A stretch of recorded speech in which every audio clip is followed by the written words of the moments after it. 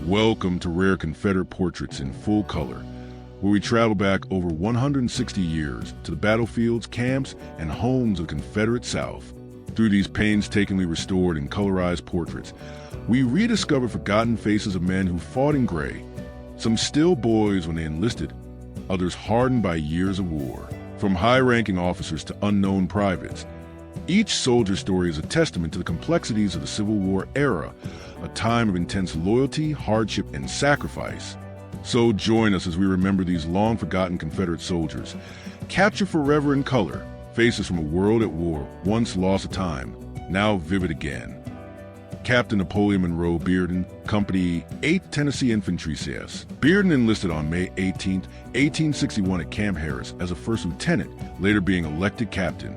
He was mortally wounded at the Battle of Murfreesboro, Tennessee on December 31, 1862, and died due to those wounds on January 22, 1863, while being held as a POW. The 8th Tennessee served in Donelson's Brigade, which also included 16th, 38th, 51st, and 84th Tennessee Infantry regiments, along with Karn's Tennessee Artillery.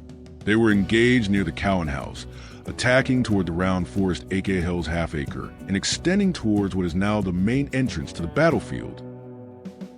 Private Augustus Leonitis Kanister, Company B, 29th Tennessee Infantry. Kanister enlisted on July 26, 1861, in Knoxville. He was captured at the Battle of Perryville, Kentucky on October 8, 1862, and was paroled. In 1863, he served for a time gathering conscripts. He is listed as having deserted on February 20th, 1863.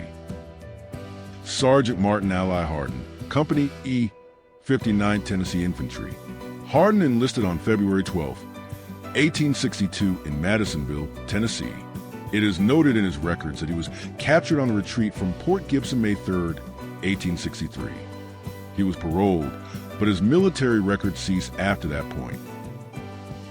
First Sergeant John J. Hammondry, Company C, 34th Tennessee Infantry. Hammondry enlisted in Knoxville on August 5, 1861.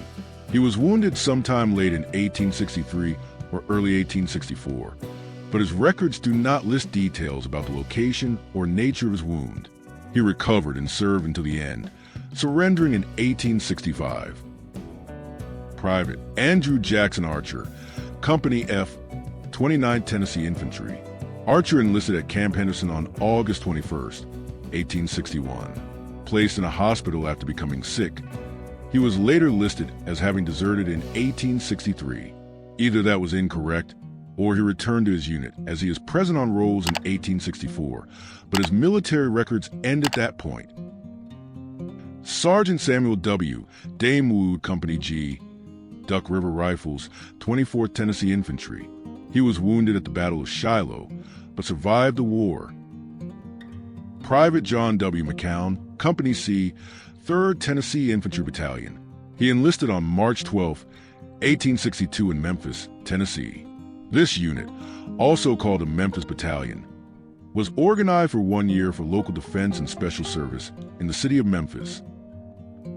Corporal Ransom Wesley Baker, Company K, Tallapoosa Thrashers, 38th Tennessee Infantry.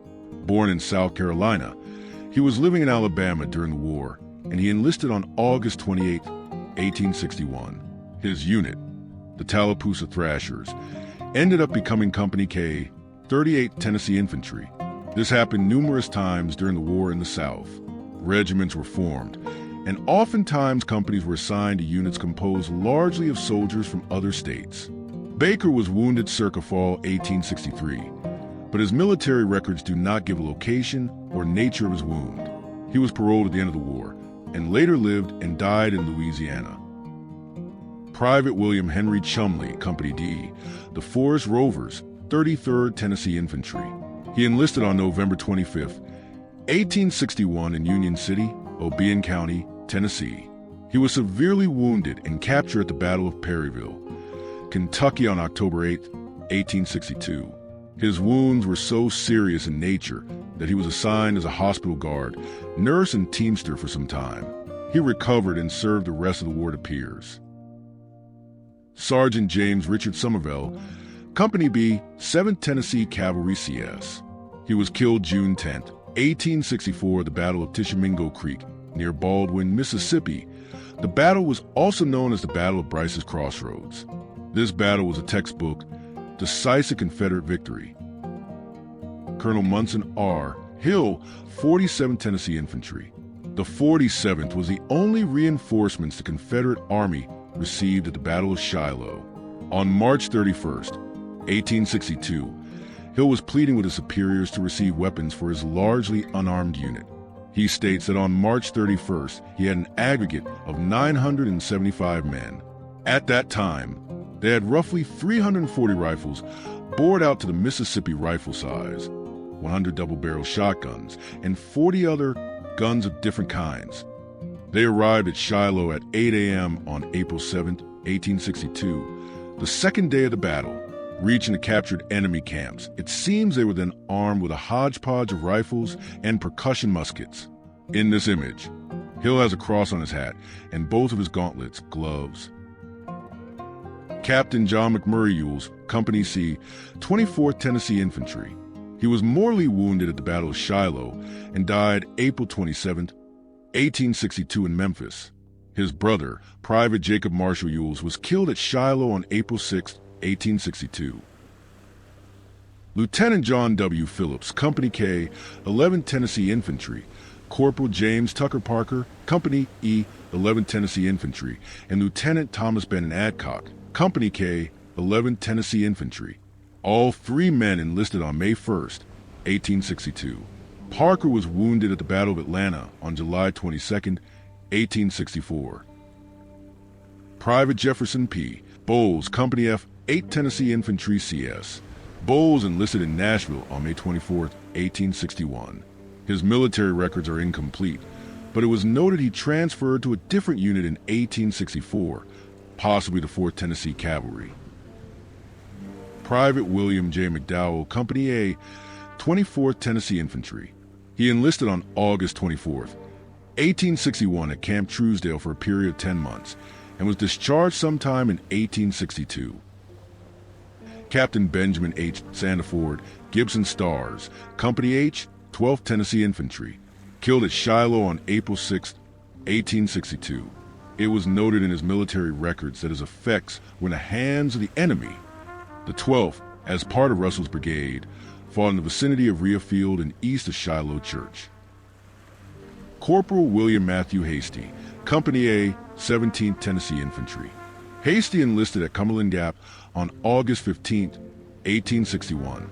He was soon transferred to Meriwether's Pioneer Corps on June 27, 1862. Hasty was captured by federal forces in Franklin, Tennessee on August 30, 1863, and held at Fort Delaware, where he took the oath of allegiance on April 2, 1865. Private John Rowe, Company K, 2nd Tennessee Infantry. He was wounded at the Battle of Shiloh in April 1862, captured, and sent to Camp Chase, Ohio. Later, he was killed on November 27, 1863, at Ringgold Gap, Georgia. Private William P. Bond, Company A, 6th Tennessee Infantry.